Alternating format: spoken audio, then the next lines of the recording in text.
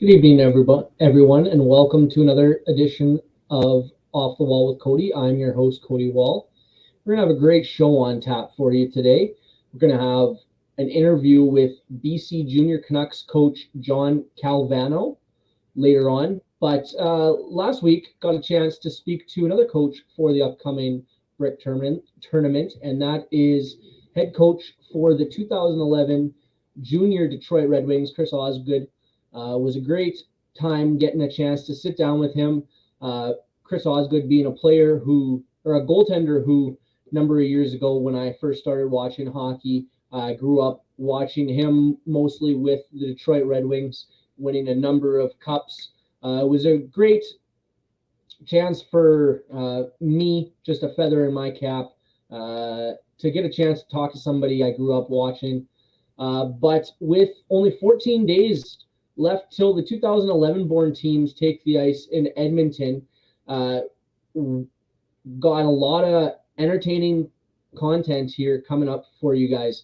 I know that looks like Theo is going to have a member of the Toronto Pro Hockey program, Lindsay Hoffman, come on his show later on Thursday. That can be found at 6 p.m. Thursdays, as well as the On the Ice show can be watched at 6 p.m. on Tuesdays as well.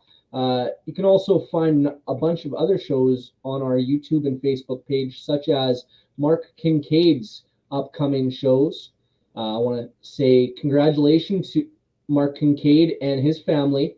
Mark's son, I believe, just recently graduated from AETi Hockey-Academy. So congratulations to Mark and his son Trey on graduating, and look forward to seeing all that you do going forward here in the future with hockey. Got a chance to see Trey play for IHA over the year when they took on the Pilot-Mound Buffaloes throughout the year. Got a chance to see Trey. He was the goaltender for IHA, currently graduating, looking to extend his hockey career, so best of luck to him. Just a little preview for our guest later on. Before joining the BC Junior Canucks, Jon started his coaching career with stints with the Coquitlam Express in the BCHL, and later on found himself coaching the West Van Academy Bantam Prep team in the CSSHL, which also is the league that Pilot-Mound Buffaloes U15 and U17, 18, and U18 females play in.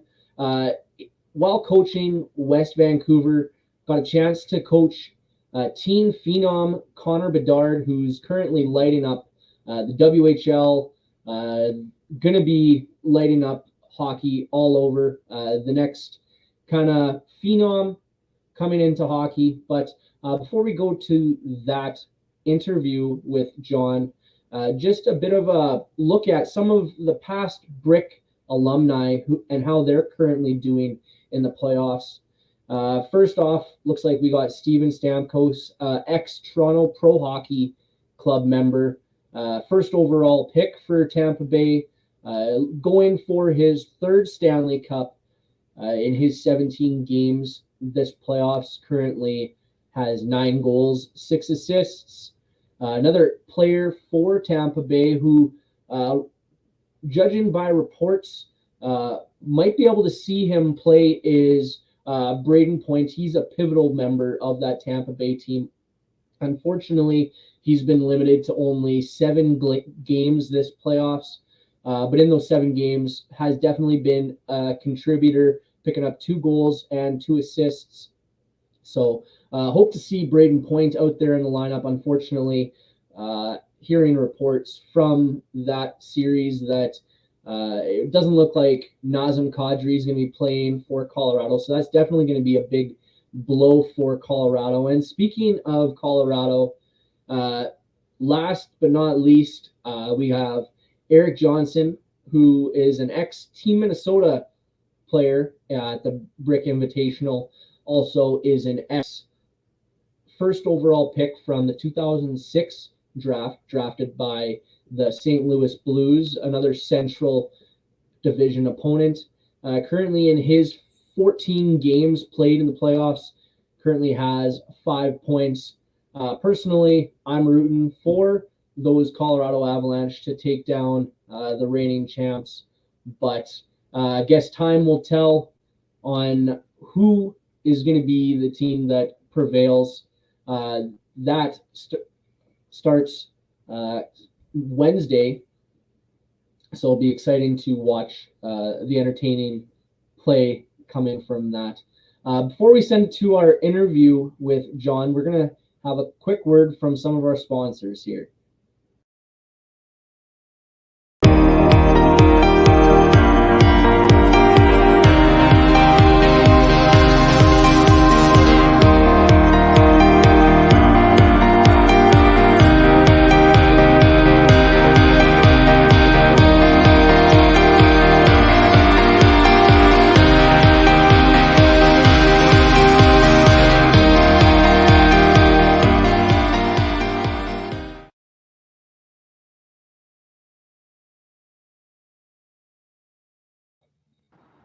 I'd like to welcome my next guest, coach for the upcoming Brick tournament with the BC Junior Canucks.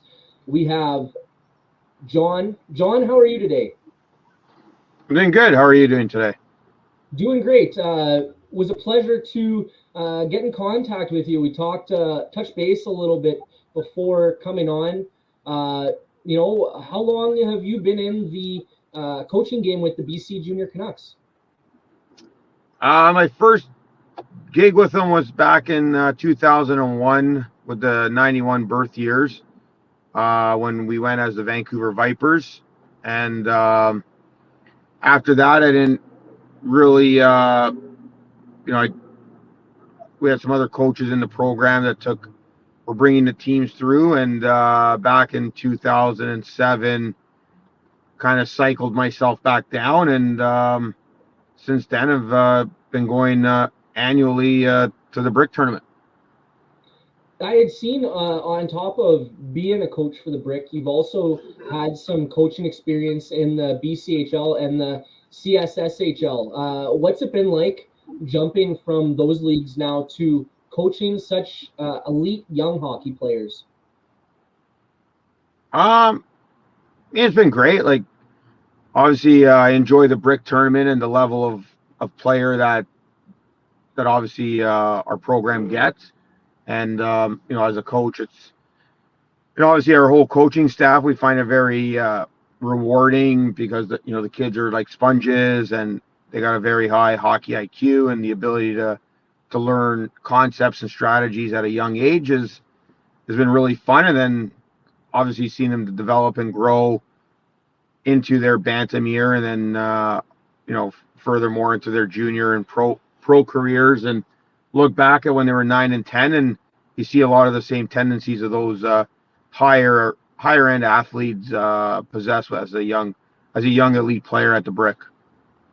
Definitely. Speaking of young elite players that you've had a chance to kind of put your mold on, while doing some of the research for this, I had noticed back in, I believe, 2018-19 with the West Vancouver Academy Bantam prep team, you got the chance to coach one of hockey's young phenoms, Connor Bedard. What was it like getting such a talented young player to come into your system?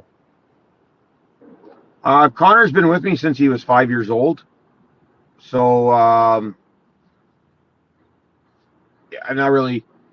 when Connor started at 5, obviously loved the game, super passionate about getting better, and it was easy to coach, but obviously as a high energy kid, obviously there's always challenges when they're 5, 6, 7, 8, and then obviously as he got older, started understanding a little bit more how to adjust his game to play against the elite players and elite teams, more so than just being an elite player himself. And he had a great brick experience when we went with our team back in 2015, and then obviously from then on just continues to skate or play for played for us in the winter programs and through the summer programs, and he's back now, and we've been skating for roughly 6 weeks already, just training and getting him ready for the World Juniors here in mid-August. Is he a guy that you've been able to have on the ice with your players this year, just to kind of give his experience, obviously him being such an elite young talent, to kind of pass down that knowledge of kind of the experience he had gone through coming up through these high-level tournaments? Yeah, I mean, obviously we've done a really good job with our alumni, all of them, through our program, whether it was, our feeder, one of our feeder systems is the Vancouver Vipers, and, the alumni that have gone through that, and Connor obviously being one of them, and, Martin Jones, current goalie for the Flyers, played on our 2000 Brick team that won, and, he's been out with a few of our younger teams and goalies, and two of our coaches are alumni from the Brick tournament. One is Zach Hamill from back in 98, played for the Vipers then, and Brendan Ranford back in 2002, who played as well. And, they've both had great pro careers, and they're on the ice with the kids currently, every weekend, and giving back to the program and the experience they had at that tournament. But really just the gateway that event allows for players and families to see what the high level teams are, and obviously what other players from other parts of North America are doing. And just it's a long road for these kids, and the development is never ending. With having such great alumni, it definitely helps the kids. Let's turn our attention now to the current team. A couple of the other coaches I've talked to have kind of individually committed to just the 2011 or 2012 born players. Jon, do you find yourself, are you going to be coaching both the 11s and 2012s over the 2 weeks, or just going to be coaching the 1 week?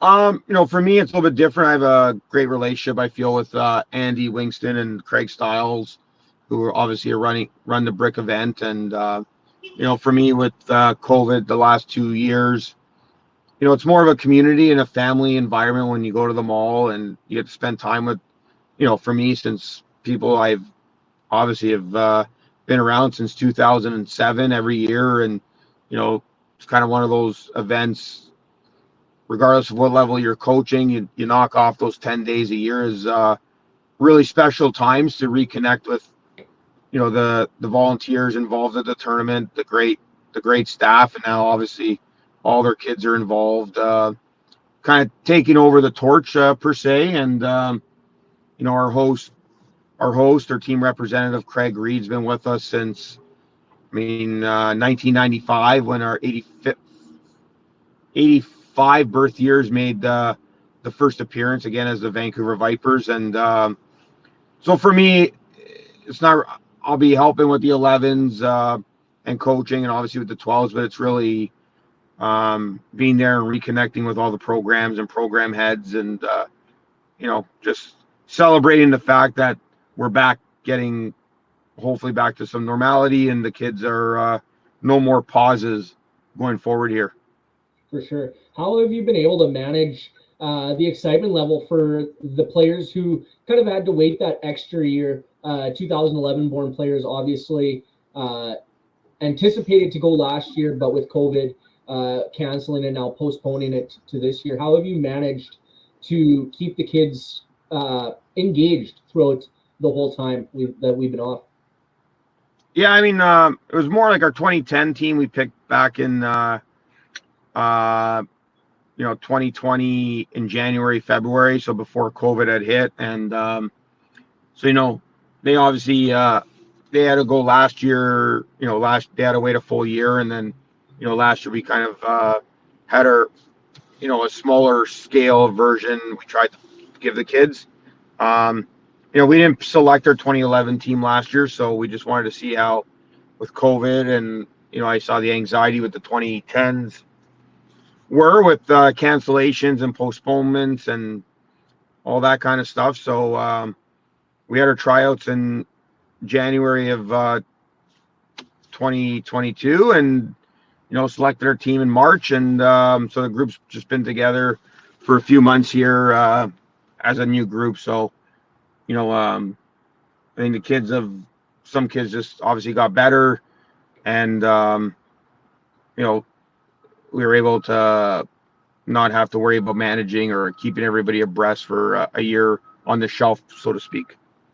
Definitely a great idea. I guess talking to some of the other coaches, they had to kind of didn't have the same opportunity as you with delaying picking of the teams. Some of them did have to deal with the anxiety of keeping their players kind of at bay while waiting. Looking at your team, do you find you guys are more of an offensive team or a bit more of a defensive team? Kind of let the other team come to you and capitalize on their mistakes. I'm not really sure. Like, I think most Brick teams are generally they're picking their best kids. I mean, out of 14 teams, I don't think anyone's picking leaving their best offensive kids at home. So I think everybody's got a bit of that run and gun mentality. I think what makes the Brick pretty unique is that you really have 14 teams of young alpha male hockey players, and it's seeing which group of kids and parents at that age buying in for their kid having to play a role at 10 years old as a third line checker, so to speak, or a penalty killing guy and not a power play kid. And I find in my experience that's usually the biggest challenge is continually educating the families that it's a short window experience, and to have the optimal team success, everyone needs to buy into the team concept. Do you find, obviously you have in coach at the junior level, do you find, I don't want to say egos are harder to manage with the children or the young kids, or do you find that managing the young adults such as the 17, 18, 19, 20-year-olds of the BCHL easier? Well, I mean, when you're dealing with a 16, 17-year-old in junior, it's they kind of know where they are, where they're going and what their skill level is. And with a 9, 10-year-old, it's a little more emotional because obviously mom and dad are heavily involved, and they're going to be the next Connor McDavid is still fresh in their mind, and this is where they're going to get their starting point because obviously with seeing it go from back in 2007 where the internet really wasn't a big thing, and now you can go back to the Zegrases and the Caulfields and the Shane Wrights and the Bedards and some of these great players, the Michael Misas, and that have gone through it. And there's an expectation, I'm sure every program is dealing with it, where kids and families feel if I am the top producer in this event, it is a ticket for the next 6 years of my hockey career. And I think it's a very challenging experience, more for the parents in dealing with the abundance of talented players within North America that their kids will be competing with. And especially with COVID, it's going to be really the first time you're going to see everybody in one venue. And, obviously the mall's a bit of a fishbowl where there's nowhere to run and there's nowhere to hide. And it's, it's a lot of great hockey people are at that event watching and are part of it and coaching. And obviously all of us running our programs, always looking to improve them for the next 2-3 years. Who else do you have on your coaching staff? I know you mentioned a couple of names of guys who are helping you out, but who else do you have on your coaching staff that assists you on a day-to-day? Quite a few. I mean, Cole Todd does a lot of our skating and development portion, and Brandon Morley is does a lot of work with the kids on their tactical approaches to the game. Chris Shaw, who is the coach, is going to be the new head coach of the Burnaby Winter Club U17 CSHL team next season. Works with our 11s, and Brad Reynolds as well works with the 11 team primarily. But it's been great with a double year only because the coaching collaboration between everybody involved in two teams and the ability to get more people involved has been fantastic. And before I let you go there, John, is there any player that we should be watching out for from Team Junior Canucks? You got to wait and see. Can't give everybody the pre-scout of who to worry about on our team. But we have some very good players on both programs, and the 12s and the 11s, and we feel like we have very good goaltending in both age groups, and good defense, and obviously our forwards have the ability to score goals and contribute. But we're just it's obviously the Mall's a different beast, and it's very much a neutralizer based on the size of the rink versus a traditional arena for kids hockey IQ, which will really come out in that event. And obviously you guys pick from BC. Where do you find a majority of your players coming from? What portions of BC? All over. I mean, Vancouver obviously is a big city, and lots of hockey here. So, majority of the kids are in the community here. But, we have kids from Vancouver Island to, Kelowna, and, one player from Spokane, Washington. So, I mean, we have a wide range of kids from all across the province, which, makes it challenging as well due to the fact of the commute. If you're a Prince George kid, it's a 12-hour drive, and if you're a Vancouver Island kid, it's a 2-hour ferry. So there's a lot of challenging things that go into selecting the team and making sure kids can attend our training sessions. And obviously, being where we are, it's a little harder to get competition on a weekly basis, so it's a lot of flying and hotels, and huge financial and obviously personal time commitment for parents. Obviously, yeah, definitely takes, like you said, a lot of commitment from not just the parents and the players, but the coaches as well. Just, coordinating everybody to come together and make sure you get that practice time in. Yeah, no, definitely. I want to thank you, John, for coming on. And I do have one last question before we go. With the Stanley Cup final starting tomorrow, who do you have to be the team that's going to come out on top? I think, obviously I'm a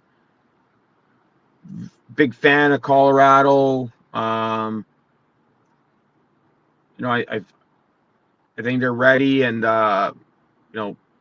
know Gabriel Landeskog a little bit, and so I'm kind of cheering for him. And he's been a great leader since he came into the league at 18 years old, and so much of a better human being. And knowing Gabe, for quite a few years now, hopefully he has the opportunity to raise the cup and fulfill one of his hockey dreams and goals that he's had since he entered the NHL. Yeah, definitely. I myself also going to be rooting for the Colorado Avalanche, hoping they can dethrone the Lightning. But I want to thank you again, John, for coming on, and I look forward to talking to you a bit more in a couple of weeks when we see you in Edmonton at the mall. All right, sounds good, and safe travels in a few weeks here. Thanks, John. Have a great day.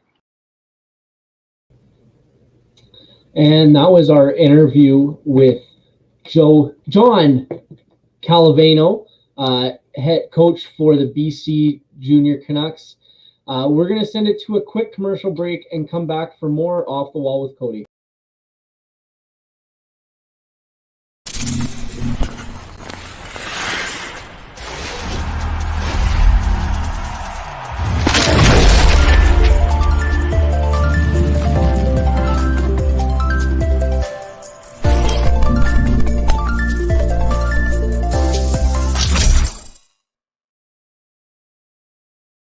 Why go solar?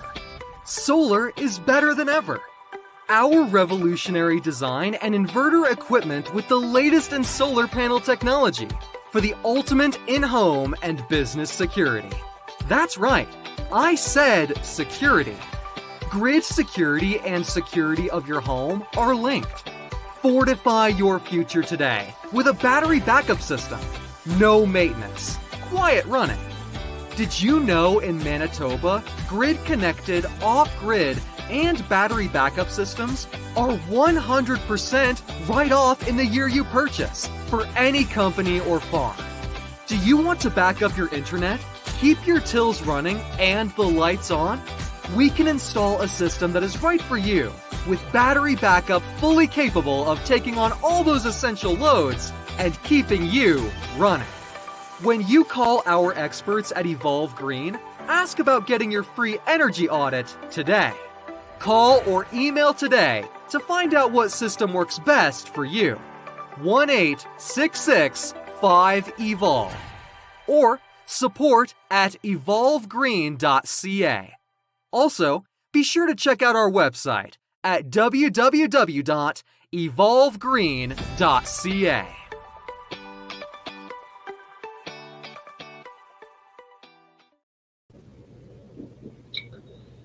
And welcome back. With just a couple of weeks left, looks like the first game of the Brick Invitational is going to be opening with the Toronto Bulldogs taking on the Connecticut Rangers for the 2011 age group. That is 7:30 on June 29th.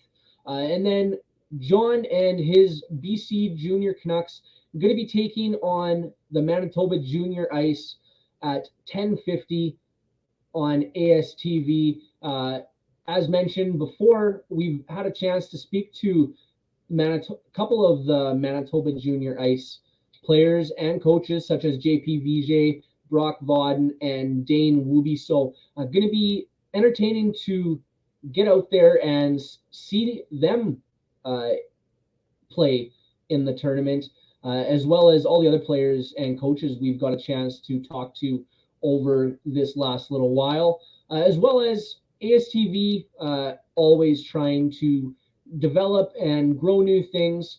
We're also going to be trying some new things when we're out there, such as going to be experimenting with a net cam, also working with doing some live stats so that you guys at home can pull up highlights after individual goals, shots, face-offs, all that kind of stuff that's going to feature key highlights from key players. And then while we're out there, we're also daily, every morning, after the second game of each morning, going to be doing a wrap-up of the big highlights from the day before, interviews with players, just a good overall experience from the Brick tournament. I personally am looking forward to getting down to back to Alberta, as I was there not too long ago with the Western Canada Hockey Exposure Camp. Getting back there, hopefully this time don't have to spend too much extra time hanging out in airports, making new friends. But 2 short weeks till we're there. Before we go, do have a couple of an announcement from a team that we cover at ASTV throughout the year, the Pilot-Mound Buffaloes. Unfortunately, with all this weather, I do believe a lot of our games for the Pilot-Mound female team were canceled, so didn't get a chance to watch this young lady play as often as originally anticipated. But looks like Trinity Cavalry from the Pilot-Mound U18 Girls Buffaloes is going to be attending University of Utah in the ACHA Division 1. So congratulations to Trinity. Going to be going to Salt Lake City to continue studying nursing. Got a quote here from the head coach of the University of Utah, just contributing her her work ethic, and really appreciating that gritty Canadian style that Trinity is going to bring to the team. So congratulations to graduating Pilot-Mound Buffalo Trinity Cavalry. Congratulations to another, I believe we had an announcement for Devanadito last week. Congratulations to all the Pilot-Mound players who are committing to their college teams, going off to junior, all extending their hockey career. Speaking of Pilot-Mound, we got a short commercial here, word from Pilot-Mound. Welcome to Pilot-Mound Hockey-Academy, your world-class academic and hockey training facility created to maximize each student's athletic and academic potential. Blackjack Stewart Arena, home of the Buffalo, is inside the 46,000 square foot complex, as well as a curling rink and other facilities. The students have a unique combination of successful, well-rounded education at Pilot-Mound Collegiate Institute and the professional hockey training in an encouraging community. The years of experience of on-ice coaching propel our students to the next level, both mentally and physically, in a professional environment.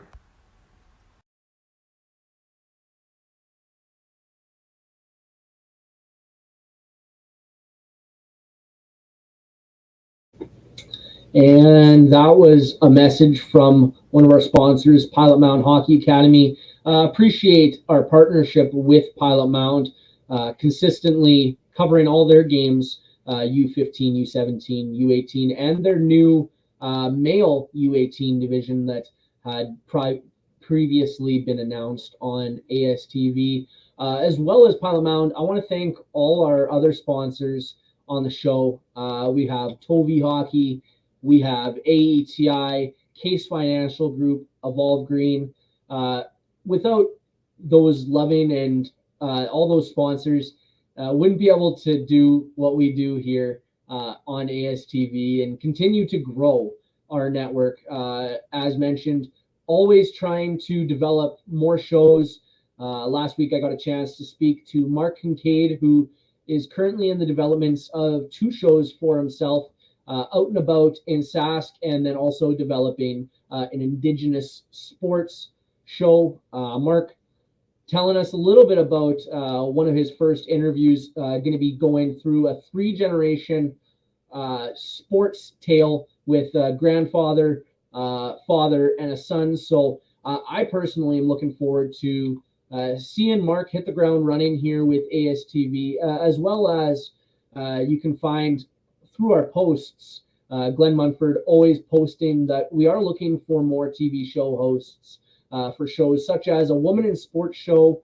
Want to develop more shows such as more sporting shows such as a Winnipeg Jets show, possibly expanding to an Edmonton Oilers show, Calgary show, and among other shows. So ASTV, always trying to grow, always trying to expand our network. And I want to thank all you loyal fans watching at home for taking your time to watch us do our job here on ASTV. And for this Tuesday evening's edition of Off the Wall, I'm Cody Wall saying good night and thank you.